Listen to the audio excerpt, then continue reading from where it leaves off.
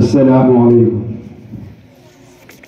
شکریہ اے حافظو اس کا رہو کرتے ادا، حفظ قرآن کے لیے اللہ نے ہم کو چنا.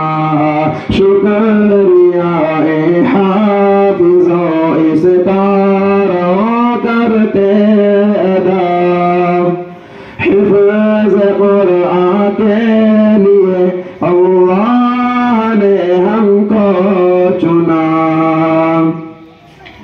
10 عزیزوں کی شفاعت کا تمہیں مجدہ ملا، اس سے بڑھ کے حفظ قرآن کا بڑا کیا حوصلہ. مل گیا ہے رب سے تم کو 10 بے آسروں کو آسرا، حفظ قرآن کے لیے اللہ نے ہم کو چنا. شکریہ اے حافظو اس کا رہو کرتے ادا، حفظ قرآن کے لیے اللہ نے ہم کو چنا.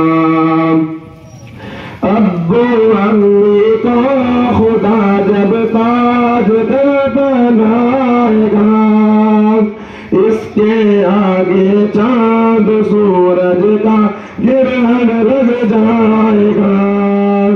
شرط بس یہ نہ ہو قول و عمل میں فاصلہ، حفظ قرآن کے لیے اللہ نے ہم کو چنا.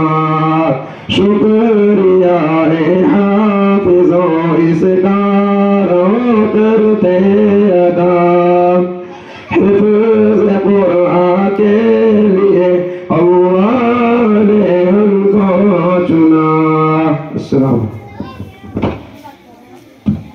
ماشاءاللہ بہت قیمتی باتیں تھی کہ اللہ تبارک و تعالیٰ نے یقیناً بہت انسانوں کو پیدا کیا ہے، لیکن اس مخلوق کو پیدا کر کے جو پوری مخلوق ہے امت مسلمہ، اس کو اللہ نے اشرف المخلوقات کا لقب دیا، یعنی ساری امتوں میں سب سے زیادہ اشرف.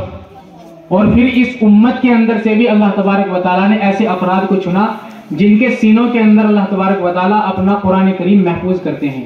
یہ قرآن کریم کی حفاظت ہے.